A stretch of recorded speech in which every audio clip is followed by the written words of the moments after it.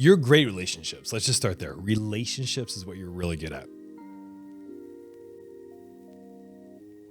So tell me your methodology, because I feel like you've practiced this, and like everything else, you practice things, you get better at them. So tell me like your practice behind this. Yeah, practice is an important word because I was not great at relationships early in my career. And honestly, Tyler, I think now that if I could point to one thing is I am in rooms with people I want to be like. Whether I need to network my way into that room, whether I need to pay my way into that room, whether I need to do whatever, I need to prop the door open and sneak my way into that room. Yeah. Like I believe in just the people you surround yourself with are going to dictate who you become. So early in my career, there were 3 mentors in my life that I couldn't spell entrepreneurship when I got out of college. I didn't know anything about it. I never thought I'd be a business owner. The franchisee of the first GNC I worked with became a mentor of mine. The president of a wholesale company that I worked at became a mentor of mine. And my financial advisor became a mentor of mine. And they all told me about their own entrepreneurial experiences or their clients' entrepreneurial experiences. And I fell in love with it. So first rule of relationships or networking is go to the places the people that you want to be like are at. That's good. That's good. So now, I mean, that was early in your career. Yeah. So now how do you approach it? Because I do feel like you have a methodology, and I'm just going to chime in here. I feel like one thing you do really well is you're authentic. You know, I don't think that anybody talks to you and you're like as a jerk. You know what I'm saying? You're very authentic. You ask questions. You know how to work positions in rooms, but I do feel like it's in a good light. And so I just want to tell you that as well. But what's your position now? Like, how do you address these relationships now? You know, I try to provide value now. I remember there was a point in my career where I started to feel like I know what the heck I'm talking about. Right. And I can now be a resource for other people. Where early in my career, I didn't feel like that. So I am open to being a resource for people. I am open to giving time, but in specific areas, I've actually kind of eliminated. People think that, I'm good at relationships or whatever, but it's not in all relationships. It is in specific areas. I am good in relationships if somebody wants to learn about entrepreneurship, if somebody wants to learn about franchising. I get lots of other people asking me for things, and I usually say no to all that. Those are the things people don't see. I say no much more than I say yes to people that reach out to have relationships or to network. But if you are in my lane, if I feel like I can provide value to you, the answer is typically yes. You've never said that before, but I love that. So you know your lane, and I've noticed this about you the more we've worked together. Is you stay right here, which is super effective because you've said this before. I'm just going to say it out loud. You tell people you're not smart. and I'm like, dude, what are you talking about? Like, you are smart. You've been super successful, but I love how you take one or two things and double down on it. And I think that's what you're doing with relationships. I've never noticed that before. Yeah, I appreciate that. Well, and let me tell you a little bit about how I translate it to business. So I keep a short list of people that I highly value.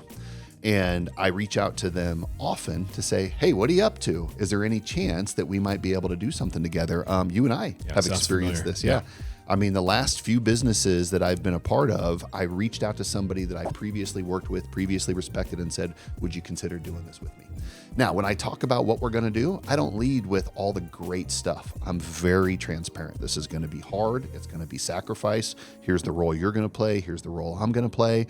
And usually they tell me, no, thank you in the beginning, right? But then you come back again and again and again. I mean, you and I spoke for years before the right opportunity for us to co-found Sidekick came around.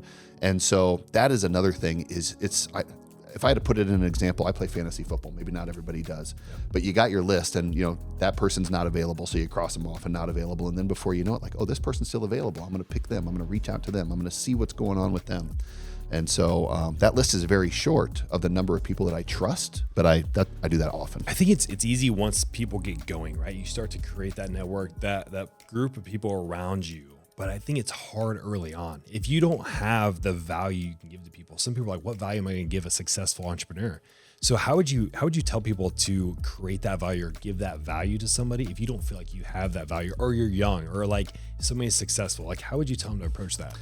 So you need to, I've thought about this a lot actually, you need to insert yourself into their life in a way that is not additional work for the person you want to be around, right?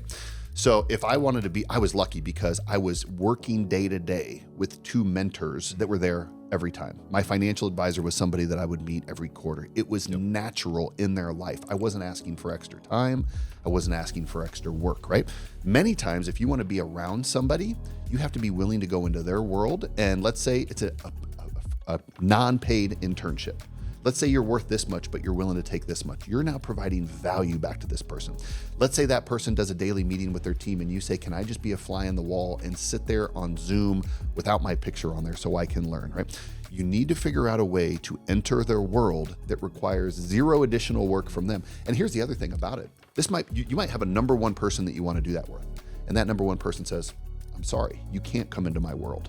Then you got to go to number 2. Then you got to go to number 3. If I can't be close to the sun, maybe I can get close to the moon. And once I get good experience with the moon, then maybe the sun's going to say, hey, now you can come be around me. That's solid, man. I like that. It should be a t-shirt. Be on the moon. Get experience with the moon. I don't know. Something like that. Well, hey, so I appreciate you asking me these questions, but you're no slouch when it comes to relationships either. So I don't know. Give me 1 or 2 things that you've done that have just been meaningful in your life. Same. It's value. I think it's always value. It goes back to value. Being a problem solver. I'm a big advocate of that. Like for value, for me, it's solving problems. I'm pretty good at it, I think. So I'll go in and I'll be like, what is the problem they have? Like, how can I solve that problem for that person? If I can solve these small problems, which I think over the years, you've told me this, like you solve those small problems over and over again. People are like, damn, this guy can solve problems, right?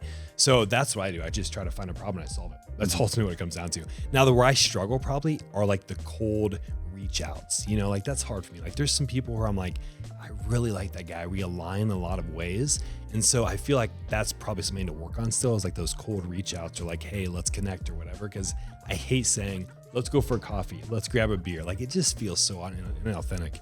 And that's why that lane is so important. If it's a topic that is valuable to people, and here's the thing that I see that you do really well, is you are an expert in your field, right? Especially lead generation. That's something that you're amazing at. And so when people ask you about lead generation, or when you reach out to others about lead generation, I kind of see that fire light up. So that's another thing that people need to think about, is when you are asking for someone's time, is it something that you truly care about? Is it something that you truly want to get better at? Because if it's inauthentic, the person that you're reaching out to is going to feel it, and they're going to quickly say, this is not worth my time. Yep. The other thing too is just be cognizant of building the network. I mean, how many times do we get like just in our groove with our friend group? Like I assess my friend group a lot.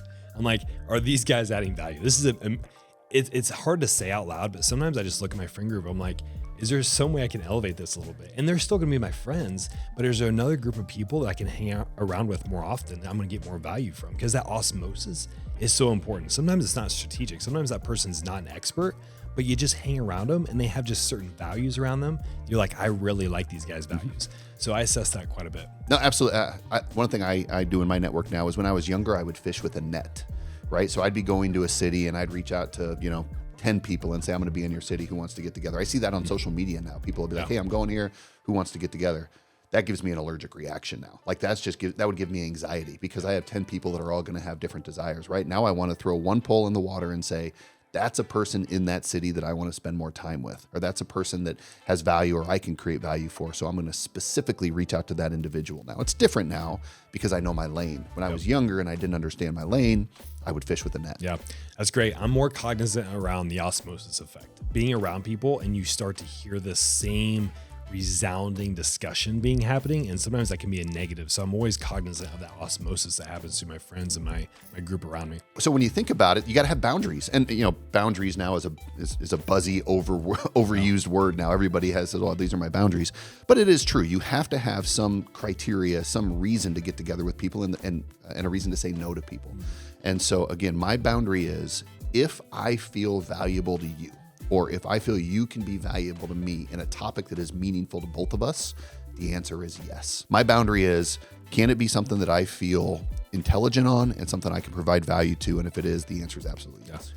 Or no. Like you have to say no too. Like you got to know your boundaries, and you got to be able to say no. Like, sorry, this doesn't align with me. And sometimes you just got to be a jerk, not a jerk about it, but you got to just be open, honest, and direct with them. Like, sorry, man, I don't think it's going to work out.